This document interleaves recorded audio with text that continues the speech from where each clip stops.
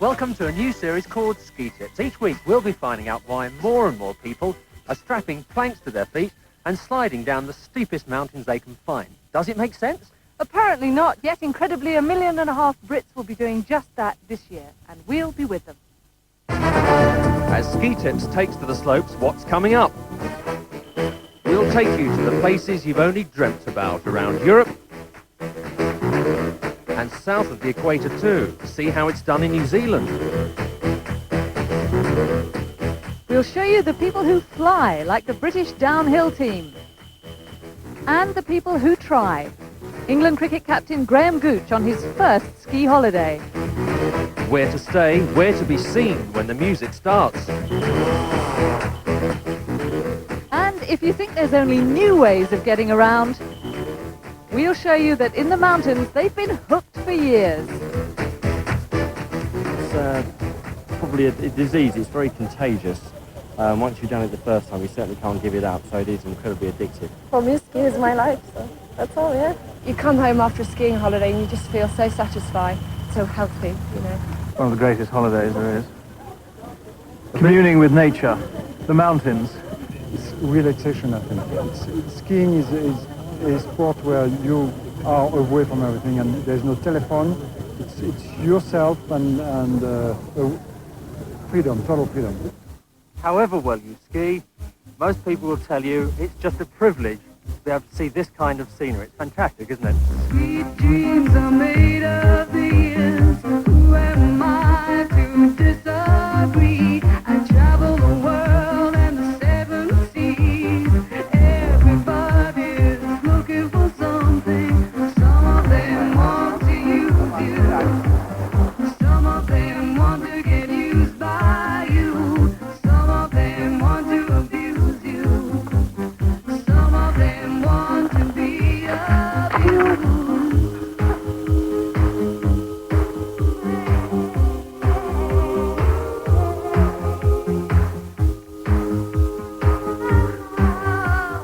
The ski boot is the first in a regular series on the programme about equipment.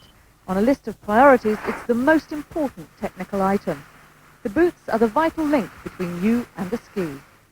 After a couple of holidays, when you know you love the sport, you'll certainly want to buy your own. The variety of styles is bewildering. But for beginners, the vast majority start with a rear entry boot. And as you should consider spending £100 or even more, you must get it right. Our equipment expert, David The Goldsmith. boot has several components in it which give you the closeness of fit. In a boot of this type, there's a cable actually running inside the shell, and that comes right over the instep, or the highest part of the foot. And that's a very important component, because that holds the foot down and the heel down. Next, when the boot closes, it's important it fits tightly. You want to stand up at this point? It's important that the boot fits closely around the cuff. You've got various controls and elements within the boot which are helping you give the closeness of fit. Moving from the front backwards, there's a little clip here which pulls out. You can turn. I can feel that pressing on my toes. Right. One doesn't want to have that too tight. Right. It should be, particularly at the beginning of the day, your foot has got to settle inside the boot. Don't over-tighten the boot at the beginning of the day. Right. You've got another clip here. This is the one that actually controls the lever I was talking about there. Yeah. There's a control there that will tighten that up. When you're set on a pair, keep them on for at least half an hour. Then see if you like them. Good shops will expect it. And like Cinderella, once the slipper fits, you can join the others, having a ball. Next week, we're looking at skis. Now, when it comes to being a world beater in sport, then Graham Gooch, the England cricket captain, has the measure of most. In a glittering career, Graham's conquered about everything in his own sport. But one achievement has eluded him. Learning to ski. Until now, that is. And Ski Tips joined him.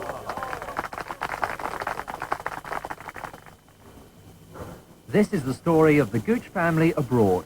Along with Graham, there's wife Brenda, and Hannah, their 5-year-old daughter. Their twins are 2.5, but just a little too young for this trip. The grandparents are in charge of them. Good morning. Good morning. Pick up some tickets for Leon, Mr. and Mrs. Gooch. That's right. Those are the tickets. With tickets in hand, there's nothing else to do, and expectations building for a new family adventure. The flight takes about an hour and a half. And Hannah, well, she's already occupied. This is where the journey to the Alps begins. It's Lyon Airport, one of a number of European centres which gird themselves for a winter invasion. That's because we fly more skiers to the slopes than any other country. And this airport will handle about 100,000 passengers on their way to their winter holidays. And 90% of them are British. The Gooches have decided to hire a car, part of a fly-drive deal.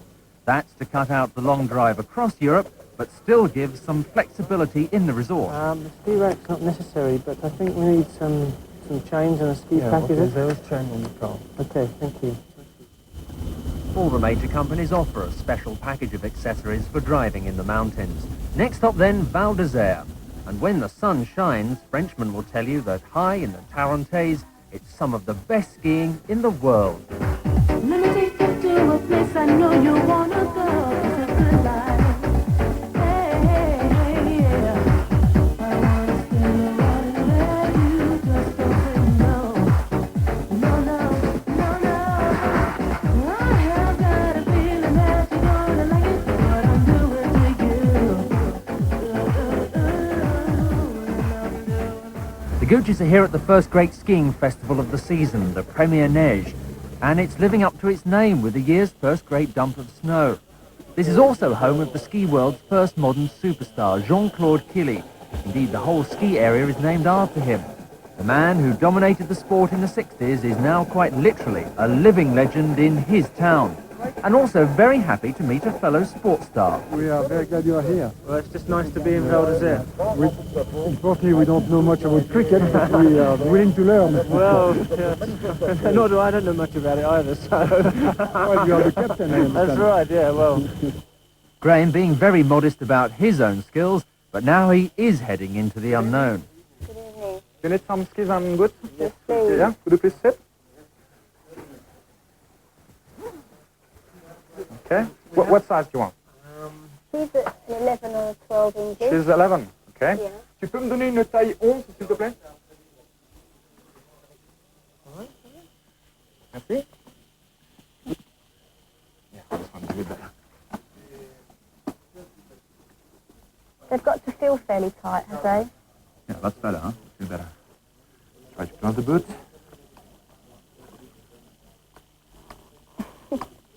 What about now? How's that? Yeah, that's much better. You want to They're try a so second? heavy as well. That's the thing you're not prepared for, I think. You know, when you lift up one leg, you've actually got to physically make an effort to do it, rather than just walking. When I actually got them on, they were a lot more comfortable than I thought they were going to be. I thought my toes would be cramped, and they weren't. They were, you know, quite free. It's just my ankles and the bottom of by your shin that's sort of clamped in a position. But they weren't at all uncomfortable. When you strap them on, your ankles and your feet are fixed in position. There's no flexibility there, so it takes a bit of getting used to picking your legs up. But I must admit, after 5-10 minutes having them on, you sort of get, accustomed to them, and I don't find them too much of a problem. Going downstairs is not so easy, but not too bad. We're looking forward to it.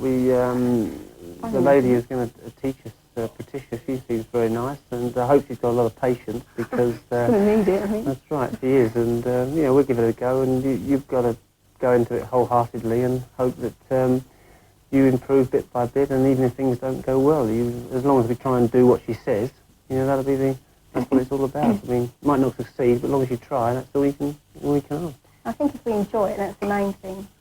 Especially a glass of Coca-Cola.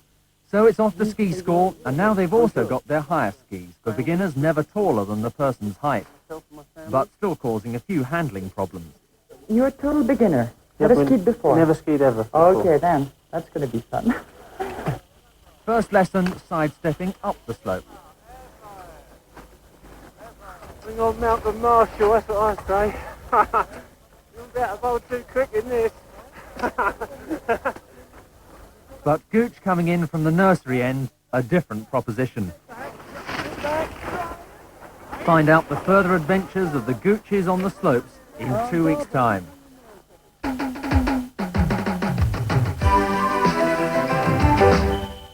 week on Ski Tips, we're going to give you a little bit of food for thought, a little bit of instruction, but really a way of thinking of how to improve your skiing. And the man who's going to do it is Phil Smith here. He trains our instructors in Britain how to instruct, who's rather good. As a basic building block, Phil, what is essential for any skier at any level? I think I'd have to say good balance and good posture over the skis. Let's have a look. Right, let's take the general position over the skis. We need to be ready. We need to be ready to move in any direction at a moment's notice. So all the joints have to be nicely flexed. I need to use the whole of the foot for support. Be careful we don't use the boots too much for support. We're balancing over our own feet. I need good posture over the skis, and I need to have the pelvis tilted upwards slightly. Now you can practice this in front of a mirror. From there, just tilt the pelvis, and that gives me good posture. One more thing. Look at the arms and look at the poles. The poles are slightly diverging. Can you see that? Now, I can sum up this just with one word, the goalkeeper position. So, have a think about a goalkeeper as you're skiing down. He's got to be ready, he's got to be ready to move. The goalkeeper position. And here I go again on my own, going down the only road I've ever known. Like a drifter I was born to walk alone. I've made up my mind.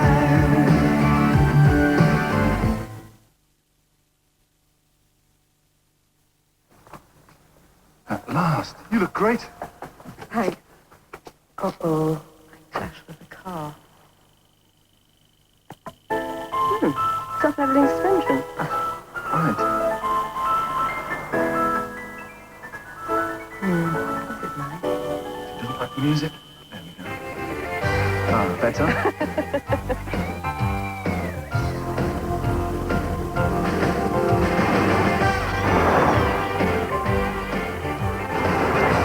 Here goes.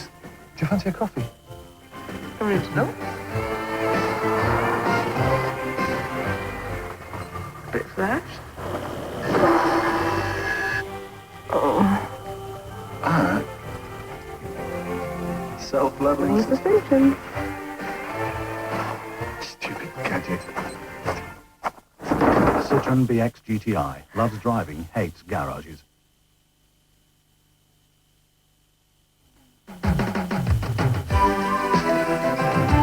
If you thought that being a chalet girl was just a touch of cordon bleu cookery, okay, yeah, and beaucoup de après ski, well, you'd better take a look at this.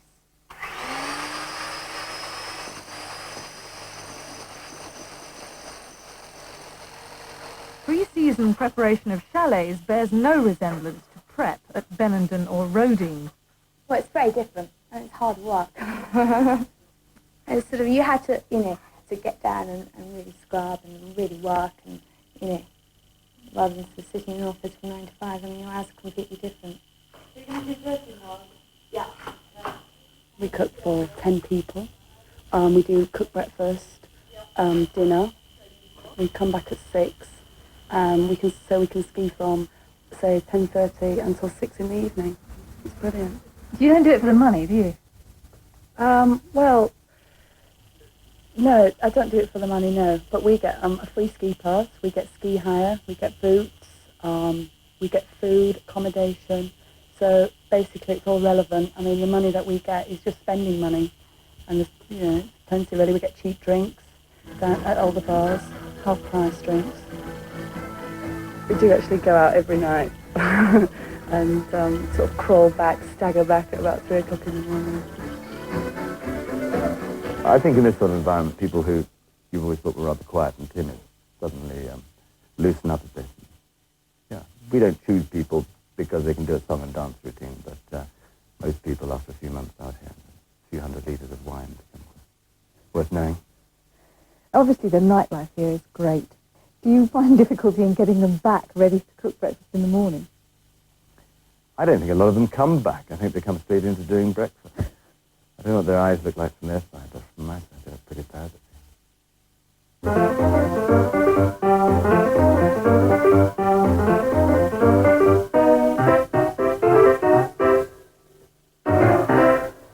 We run hotels as well as chalets. We run hotels like chalets, but they need proper cooks in them. They need qualified chefs. So we have a pretty rough bunch of qualified chefs who dinner they do to our guests, but they certainly terrified me. I didn't want to bump into them on a dark night, but their cooking is fantastic. What can the veg? Petty fools as well. Well, no, get Get back to the veg first. Because you made the ganache. Yeah, I've made some Florentines, chocolate truffle. keep Yeah. for at least a week, so we've got some marzipan, fondant, Yeah. macaroons. Expert as they are in the kitchen, on the snow, even chalet girls and chefs have to start somewhere. Like these nursery slopers at Chatel in the Port du Soleil. Don't get me wrong. If I'm acting so distracted, I'm thinking about the fireworks that go off when you smile. Get me wrong. If I split like rejected, I'm only off to wander across the moonlit night. Whoa, let's get down. What's that? Once in a while, two people meet, seemingly for no reason. They just pass on the street. Suddenly thunder, showers everywhere. And who can explain the thunder and rain, but there's something in the air.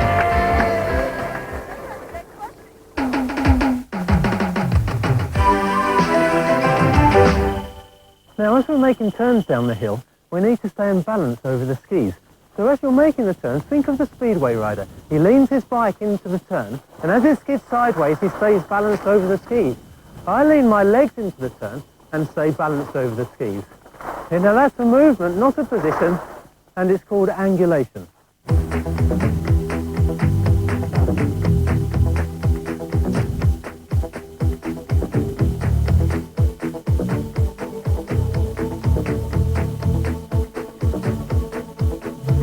And remember, there's more ski tips from Phil next week. Before you find yourself hurtling down a slope once more, especially if you spend the rest of the year stuck behind a desk or in a car, it's as well to get into reasonable shape. In fact, it's dangerous not to, according to the Canadian ski team's travelling physician, David Millman. General fitness is very important, and that anybody that is considering skiing should be fit before they go out on the ski hills. They'll enjoy their holiday much more, and they're less likely to be injured if they're fit.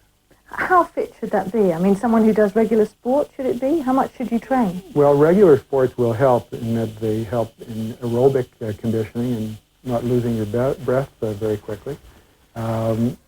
General conditioning helps in that all the muscles are important when you ski. However, if you are thinking of skiing, probably the most important muscles when you're starting out are your thigh muscles, and these can be conditioned with definite exercises. However, the upper body is also very important in that you're using your poles quite a bit, and you have to remember that with the chances of falling, you want to make sure that your back is conditioned and your abdominal muscles are conditioned, and again, your neck must be conditioned, because the most serious injuries can happen to the neck from a bad fall or to the head.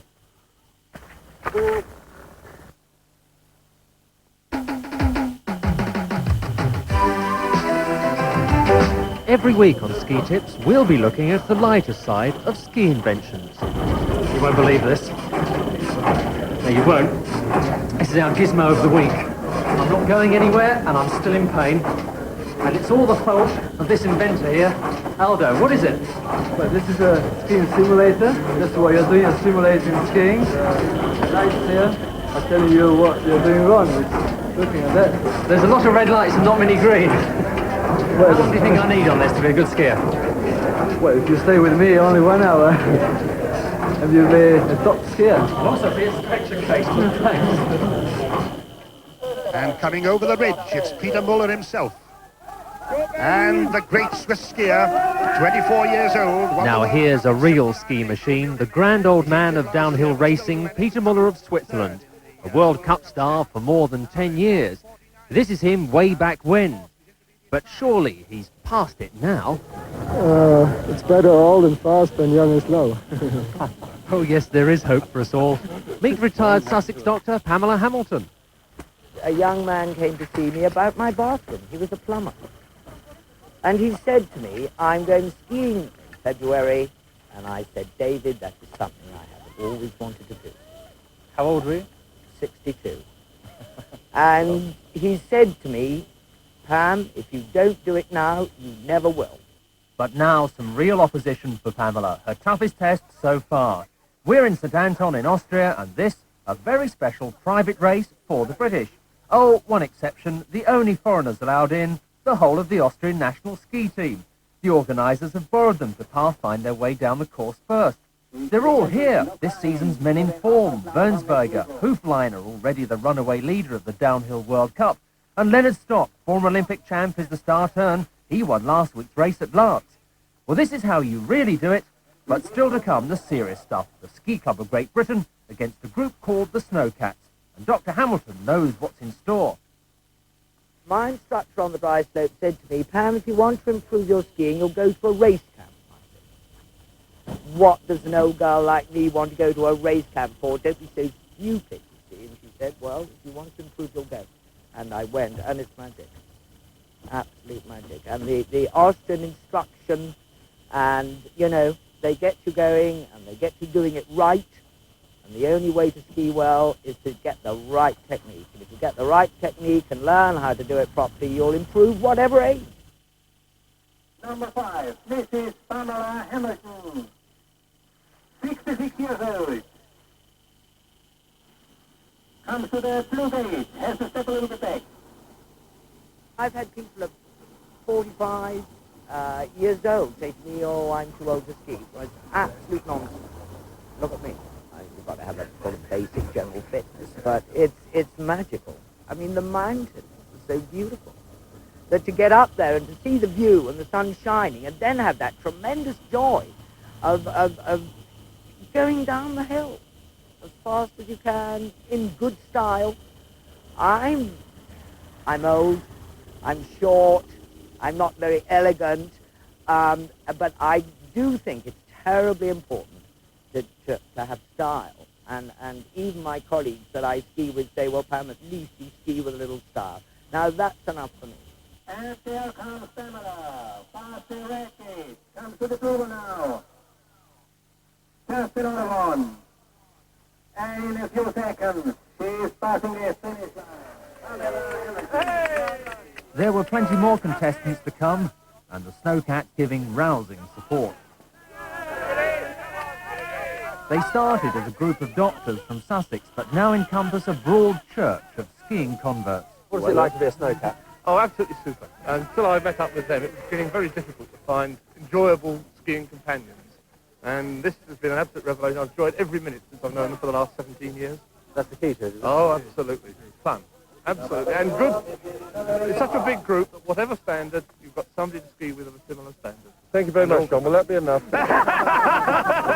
That's quite all right. Of course, all good ski races have plenty of prizes, and at the Senhuta Bar, a bronze medal goes to... Number 5, Mrs. Pamela Hamilton.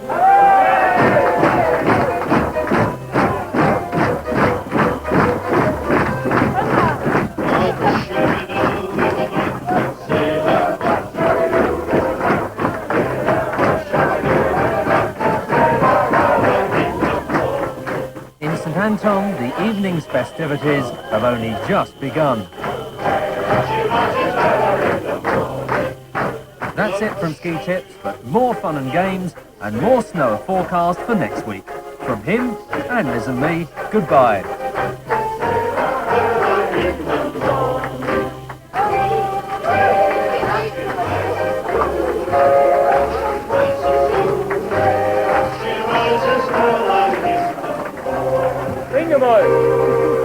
Everybody under the table.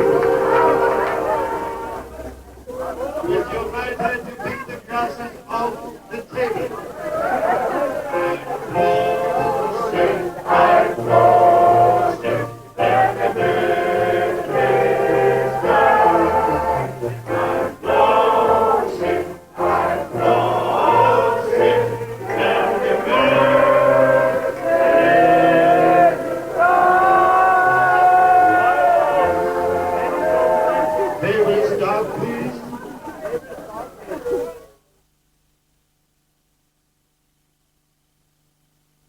TVS, in association with the Ski Club of Great Britain and Ski Yoghurt, have produced a Ski Tips information pack available free of charge from Ski Tips, PO Box 123, Southampton S09 7HH.